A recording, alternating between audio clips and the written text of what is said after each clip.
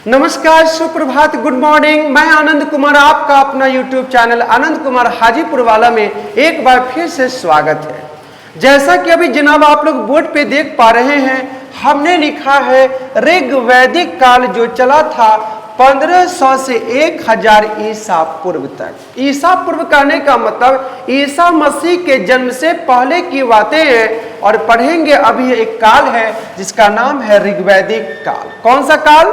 ऋग्वैदिक काल। सब लोग ध्यान से देखिए, परीक्षा के लिए बहुत ज्यादा इंपॉर्टेंट है। अगर ध्यान से देखेंगे, ध्यान से समझेंगे तो हमारा विश्वास है कि आपको पूरा समझ में आएगा और आपका जो ये बीबी है, ब्रेन बॉक्स है, इसमें पूरा का पूरा क्या हो जाएगा? एडजस्ट हो जाएगा।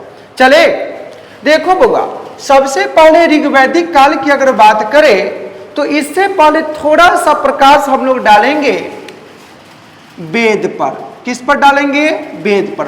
अब सब लोगों को पता है कि वेद जो है विद धातु से बना है, जिसका अर्थ होता है धारण करना।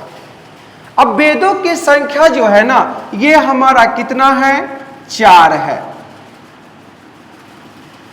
हाँ, सबका नाम भी लिखेंगे, काहे परेशान हो रहे हैं? देखो, सबसे पहले का नाम है ऋग्वेद, दूसरे का नाम है सामवेद, तीसरे का नाम है यजुर्वेद और चौथे का नाम है अथर्ववेद। देखो, ये 4 प्रकार का वेद है हमारा। और सबसे पुराना जो हमारा वेद है उसका नाम है ऋग्वेद। और ऋग्वेद में कुल मंडल की संख्या कितना है? 10 है। कितना है? 10 है। और इसी ऋग्वेद में हमको मिला है कौन सा काल? ऋग्वैदिक काल। तो वेदों की संख्या कितना भैया जी? 4 है। एक का नाम है ऋग्वेद, दूसरे का नाम है सामवेद, तीसरे का नाम है यजुर्वेद और चौथे का नाम है अथर्ववेद। अगर थोड़ा सा प्रकाश डाले तो पता चलता है कि सबसे पुराना वेद हमारा ऋग्वेद है और ऋग्वेद के बाद जो आता है उसका नाम है सामवेद। यानी गीतों का संग्रह, गीतों का सार किसे कहा गया है? सामवेद को। और यज्ञ से संबंधित विधि विधान की चर्चा यजुर्वेद में है और जादू, टोना, तंत्र, मंत्र, सारी चीजों की चर्चा किसमें? अथर्ववेद में। नहीं, वेदों को समझने के लिए ना वेदांग की रचना की गई थी, जिस वेदांग की संख्या 6 है। शिक्षा, कल्प, छंद, व्याकरण, ज्योतिष और निरूपण। वहां तक अभी नहीं चलेंगे। हाँ, चलेंगे उसी राह पर जिस राह पर कोई रोकने टोकने वाला ना मिलेगा। ठीक ना? चलो आगे। ये था हमारा वेद का। अब देखो, ऋग्वेद से हमें पता चलता है ऋग्वैदिक काल का इतिहास। और कहा जाता है कि ऋग्वैदिक काल जो है ना हमारा, ये कैसा है? ग्रामीण सभ्यता है। कौन सी सभ्यता? ग्रामीण। ग्रामीण का मतलब होता है गांव। हम लोग गांव में रहते हैं ना। ऐसे भी सब लोगों को पता है कि भारत की आत्मा गांव में ही निवास करती है और हिंदुस्तान का 60% आबादी आज भी कहां रहती है? गांव में। वेद को मिटा दे बउआ? चलो मिटा देते हैं। हाँ, तो बात कर रहे थे हम लोग ऋग्वैदिक काल की। ऋग्वैदिक काल कैसा है? ये ग्रामीण सभ्यता है। अब कहता है कि ग्रामीण जो हमारा सभ्यता है, कौन सा? ऋग्वैदिक काल। तो कहता है ऋग्वैदिक काल का जो समाज है, उस समाज की सबसे छोटी इकाई क्या कहलाता था? ग्राम, यानी गांव की सबसे छोटी इकाई जो कहलाती थी उसका नाम था हमारा परिवार। नाम क्या है? परिवार। और परिवार को दूसरे शब्द में हम लोग कह सकते हैं कुल। क्या कहेंगे? कुल। अब देखो, ये हमारा ऋग्वैदिक काल है। ऋग्वैदिक काल हमारा कैसा सभ्यता है? ग्रामीण सभ्यता है। और ऋग्वैदिक समाज की सबसे छोटी इकाई कहलाती थी क्या? परिवार। परिवार को ही कहते हैं हम लोग, क्या कहते हैं? कुल। अब कहता है कई परिवार मिल करके ना बनाते थे ग्राम। ग्राम का मतलब गांव। ये कई परिवार मिला तो उसके बाद बन गया हमारा ग्राम। और ग्राम को ही हम लोग कहते थे गोत्र। क्या कहा गया है? गोत्र। अब कहता है कई ग्राम मिलते थे तब जाकर के बनता था क्या? 20। क्या बनता था? 20। कई विष मिलता था तब जाकर के बनता था हमारा क्या, जन। और जन का प्रधान कहलाता था हमारा राजन, और राजन को ही कहते हैं राजा। जन का प्रधान क्या कहलाएगा, राजन। राजन मतलब राजा। देखिए कहां से स्टार्ट हुआ था, हम लोग पढ़ रहे हैं कौन सा काल, ऋग वैदिक काल। और ऋग वैदिक काल कैसी सभ्यता थी, ग्रामीण सभ्यता थी। अब कहता है कि ऋग वैदिक काल का जो समाज था ना, उस समाज का सबसे छोटी इकाई कहलाया परिवार, और परिवार के बाद आ गया ग्राम, ग्राम से बना विष, विष से बना जन, और जन का प्रधान राजन मतलब राजा। देखिए छोटा छोटा करके कहां से कहां हम लोग निकल गए। ये कौन सा समाज था, ऋग वैदिक काल, जो कैसी सभ्यता थी, ग्रामीण सभ्यता थी। आगे थोड़ा सा चले। अब देखो कहता क्या है कि ऋग वैदिक काल में ये दोनों चीजों का यूज हुआ है। यानी ऋग वैदिक काल में विष का भी प्रयोग हुआ है, और किसका प्रयोग हुआ है, जन का। तो ऋग्वेद में यानी ऋग्वैदिक काल में विष शब्द का प्रयोग कितनी बार, 170 बार, और जन शब्द का प्रयोग कितनी बार, 275 बार। परीक्षा में पूछेगा कि ऋग्वैदिक काल में विष शब्द का प्रयोग कितनी बार हुआ था, 170 बार, और जन शब्द का प्रयोग कितनी बार हुआ था, 275 बार। इतना में किसी को कोई दिक्कत, मिटा सकते हैं। अरे आप लोग कहेंगे उसके बाद ना चलेंगे, हाँ आगे चले, नहीं चलो ठीक है, इसको मिटा देता हूं। देखो जिसको भी जहां दिक्कत हो पूछते चलेगा। देखो एक बात हमेशा याद रखिए, बड़ा सपना हमेशा संघर्ष मांगता है, और जो त्याग करता है वही बड़ा बनता है। इतिहास उसी का बनेगा जो खुद को खर्च करेगा, जो खर्च नहीं करेगा लोग उसको कभी भी गूगल पर सर्च नहीं करेगा। तो सर्च करवाना है तो पहले खर्च करवाना पड़ेगा। चलो आगे। अब देखो ये तो हमारा कौन सा काल था, ऋग्वैदिक काल। अब ऋग्वैदिक काल में अगर थोड़ा सा प्रकाश डालते हैं तो पता चलता है कि ऋग्वैदिक समाज जो था ना हमारा पितृ समझते हैं, पिता, यानी तंत्रात्मक परीक्षा में पूछेगा कि ऋग्वैदिक काल जो था कैसा समाज था, पितृतंत्रात्मक समाज था, जिसमें सर्वोच्च स्थान किसका होता था, पिता का, और पिता को ही कहते थे मुखिया। अभी गांव घर में होता ना, पंचायत में मुखिया का चुनाव होता है, नाम है मुखिया, जो किसी जनता को नहीं होने देता है सुखिया। यह है हमारे पिताजी हैं गांव के, यानी गांव नहीं कहने का मतलब समाज के प्रधान जो होंगे वो कहलाएंगे पिता, और पिता को ही कहते थे घर में क्या, मुखिया। अब देखो उस जमाने में क्या था, ये जो पिता जी थे, जो मुखिया जी थे, ये पुत्र प्राप्ति, कैसा पुत्र प्राप्ति, कायर पुत्र नहीं बल्कि वीर पुत्र की प्राप्ति को लेकर के आराधना करते थे। किसका, देवता। देवता मतलब भगवान, भगवान मतलब तो समझबे करता है god, GOD god, generator, operator, decorator, Brahma Vishnu Mahesh. नहीं आगे चले। परीक्षा में पूछेगा तो क्या लिखेंगे कि ऋग्वैदिक काल का जो समाज था कैसा था, मातृसत्तात्मक कि पितृसत्तात्मक, पितृसत्तात्मक, जिसमें पिता का मुख होता था और पिता ही क्या कहलाता था, मुखिया, और वीर पुत्रों की प्राप्ति को लेकर किसकी आराधना क्या करते थे, देवताओं की आराधना किया करते थे। अब देखो कहता है कि ऋग्वैदिक काल में ना, कौन सा काल, जीना है तो हंस के जियो। क्या कर रहे छोटू,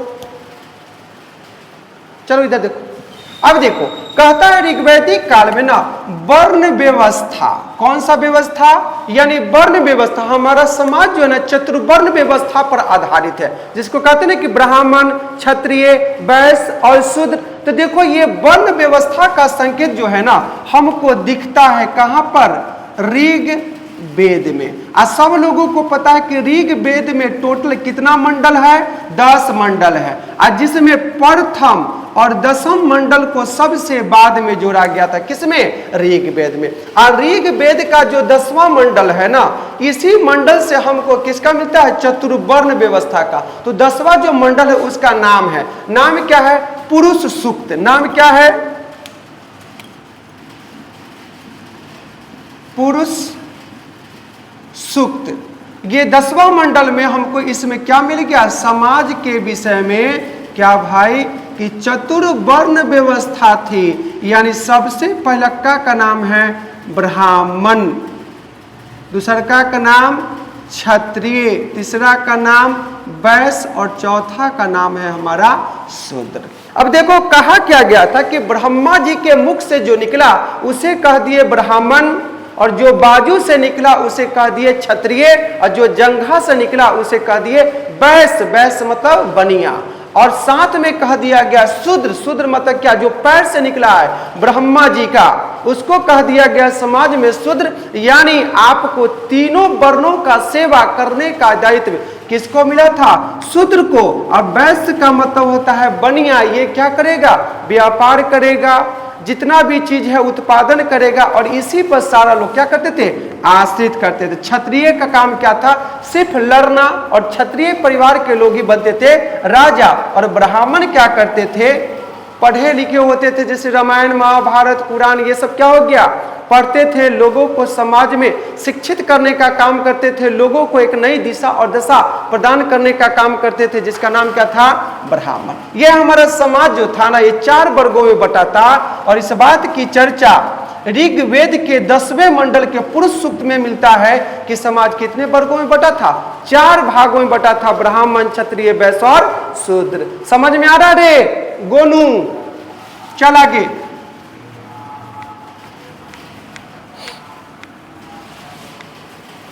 ये कहावत सुना है ना कि कल हो तो आज जैसा, महल हो तो ताज जैसा, फूल हो तो गुलाब जैसा, और दोस्त हो तो आप लोग जैसा।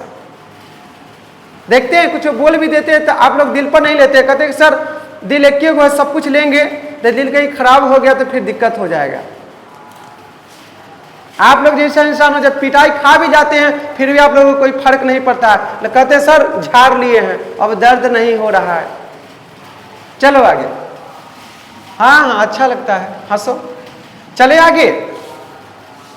देखो अब थोड़ा सा ऋग्वैदिक काल में ना चलेंगे आगे और समाज पर प्रकाश डालेंगे।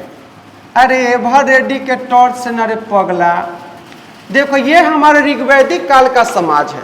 और इस समाज में क्या कहा गया कि जो स्त्री है, स्त्री मतलब महिला, महिला जो थी ना ऋग्वैदिक काल में सम्मानीय थी। सम्मानीय मतलब क्या? इनको आदर रिस्पेक्ट दिया जाता था। किस काल में? ऋग्वैदिक काल में। अब कहता है कि ऋग्वैदिक काल की जो महिला थी वह अपने पति के साथ में क्या कर सकती थी?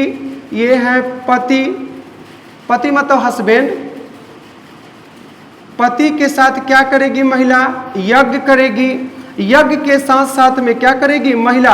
दान भी कर सकती है। दान समझता है ना, जैसे कोई आपके द्वार पर आया तो आप उसे क्या करते हैं? कुछ देते हैं, उसी को कहते हैं दान। दान भी कर सकती थी। दान के साथ साथ में महिला जो थी ना, ये शिक्षा भी ग्रहण कर सकती थी।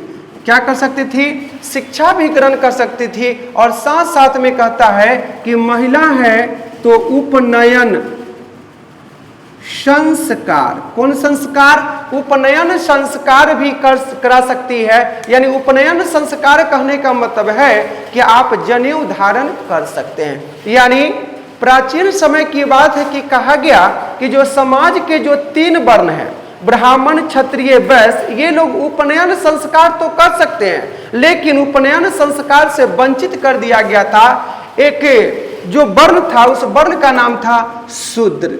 यानी शूद्र को उसी समय से समाज से बहिष्कृत कर दिया गया था और कहा गया था कि आपका सिर्फ काम है तीनों वर्णों की सेवा करना, बल्कि आपको उपनयन संस्कार करने का अधिकार आपको प्रदान किया नहीं जाएगा।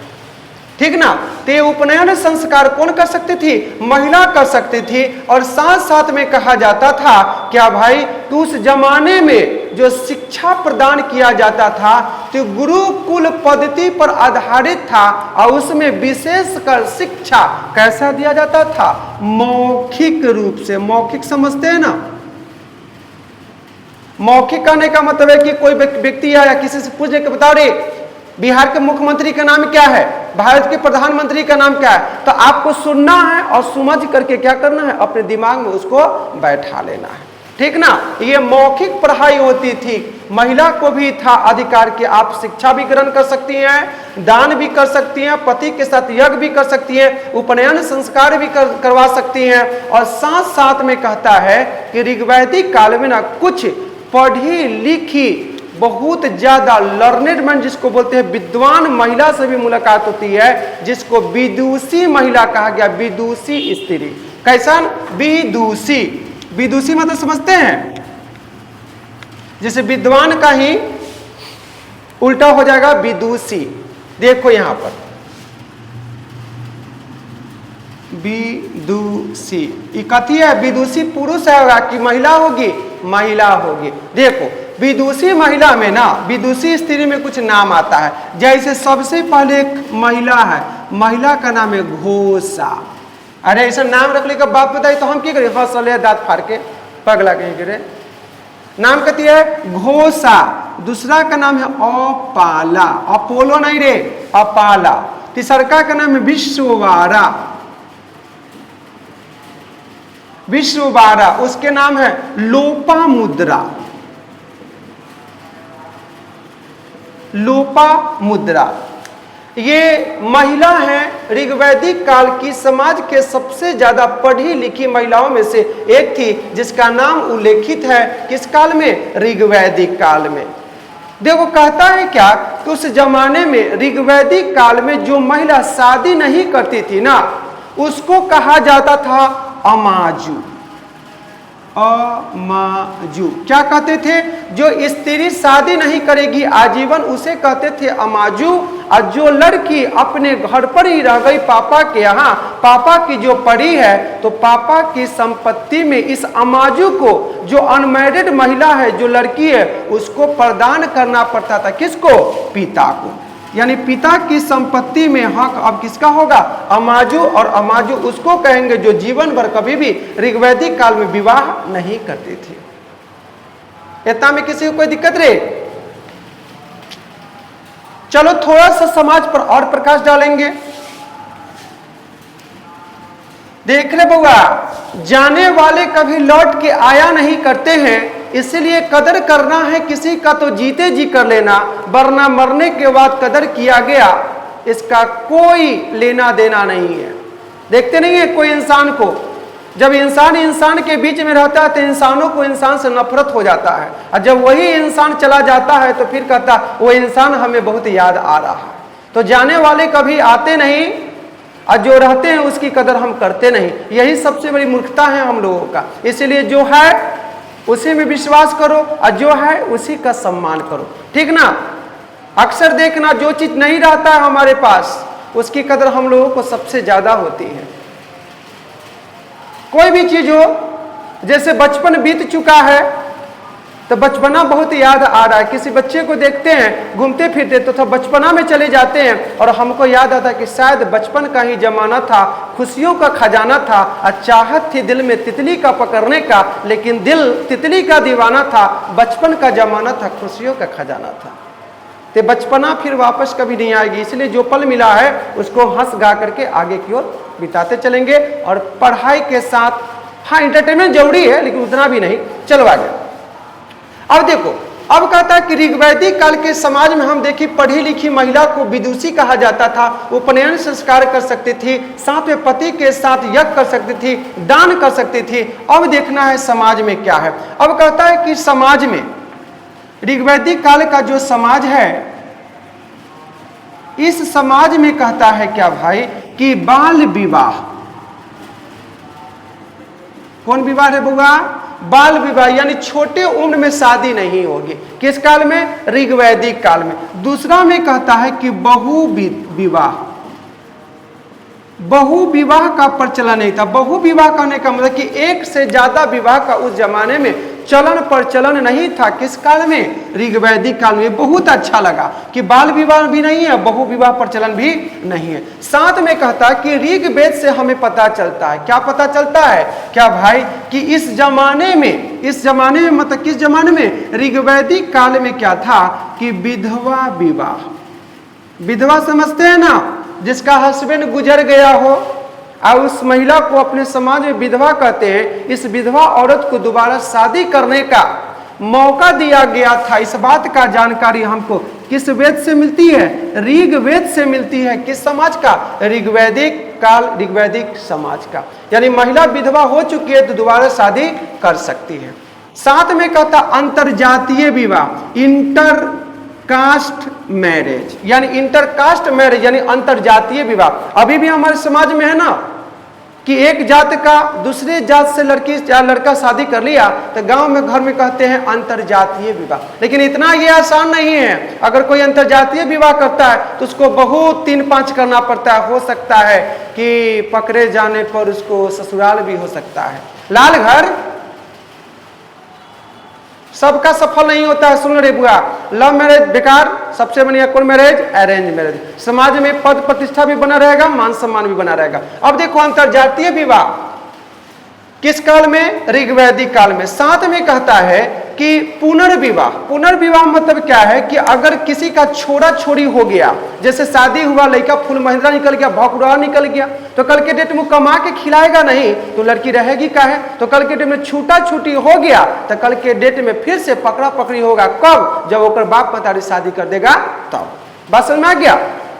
पुनर्विवाह ये सब कौन समाज का है? ऋग्वैदिक काल का। इतना में किसी को कोई दिक्कत? देखो उस समाज में जो था ना कि जो जनसाधारण परिवार के लोग थे एक ही शादी किया करते थे, लेकिन जो संपन्न परिवार के लोग कर रहते थे, जो आयासी प्रवृत्ति के रहते थे, एक से ज्यादा शादी किया करते थे। किस समाज में? ऋग्वैदिक काल में। उस समाज पर प्रकाश डाले तो पता चला कि जनसाधारण परिवार के लोग सिर्फ एक ही विवाह किया करता था, लेकिन आर्थिक रूप से संपन्न इंसान जो अयासी प्रवृत्ति के होते थे कई शादियां करते थे।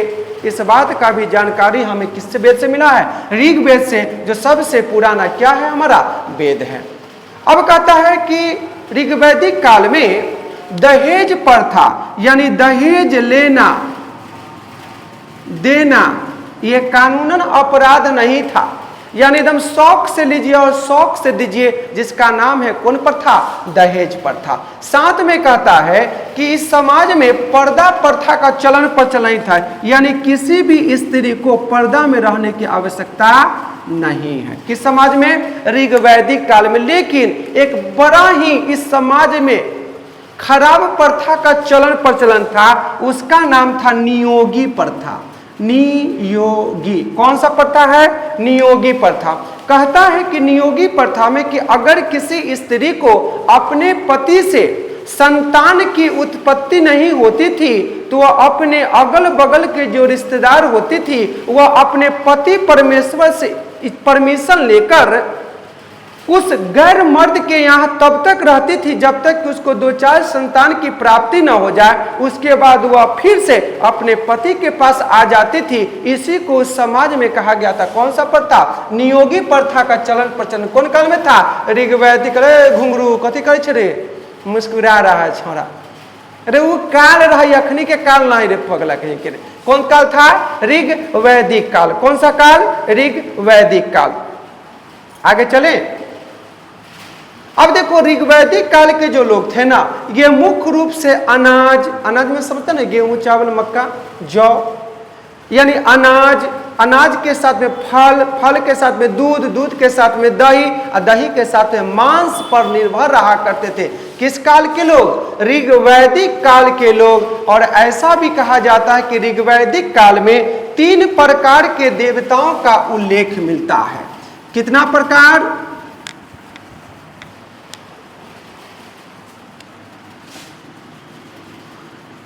3 प्रकार के देवता में सबसे पहले नाम आता है इंद्र, दूसरका का नाम है अग्नि, अग्नि के साथ में है वरुण। ये सब क्या है? ऋग्वैदिक काल के प्रधान प्रमुख देवता है। देखो इंद्र को पुरंदर भी कहा गया। पुरंदर का अर्थ होता है किला को तोड़ने वाला, और इंद्र को वर्षा का देवता माना जाता है। और इन पर 250 सूक्त, सूक्त का मतलब होता है गीत रचना किया गया है। किस पर? इंद्र भगवान पर। अब कहता अग्नि, आग के देवता है अग्नि, और अग्नि पर 200 सूक्त लिखा गया था। और साथ में है वरुण, वरुण को कहते थे समुद्र का देवता। कथी का देवता? समुद्र का देवता। इतना में कोई दिक्कत है बुआ?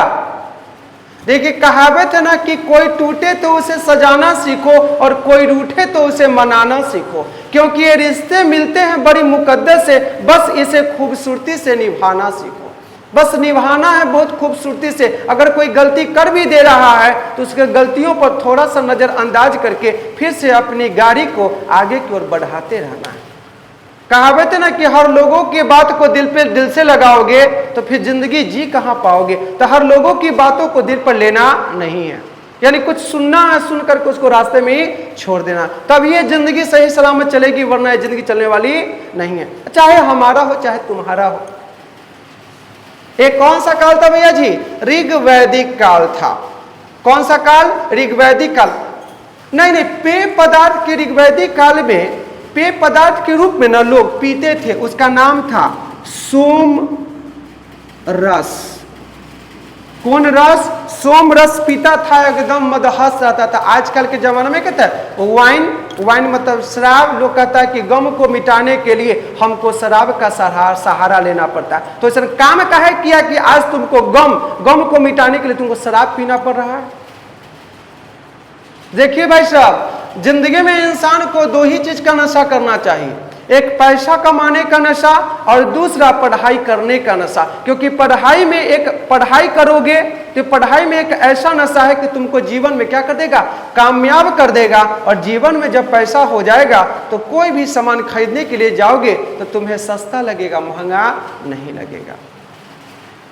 नहीं, उसका नशा। देखिए गौतम बुद्ध बोले थे कि जीवन में वही इंसान कामयाब होगा जो दो चीजों से हमेशा अपने आप को दूर रखेगा, एक कंचन और दूसरा था कामनी। कंचन का मतलब था सोना, यानी दौलत से दूर रहो, और कामनी का अर्थ था औरत, यानी जो व्यक्ति जवानी में दौलत और औरत के चक्कर में ज्यादा पड़ गया वह इंसान जीवन में कभी भी कामयाब नहीं हो सकता। ये आनंद सा जी थोड़े ना काटे ना पगला कहीं के लिए। ये गौतम बुद्ध कहा करते थे अपने प्रिय शिष्य आनंद से।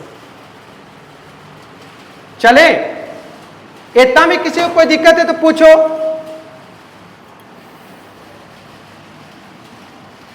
चलो कोई दिक्कत नहीं तो बस इतना ही रहने देते हैं। बस आज के लिए इतना ही। जय हिंद, जय भारत।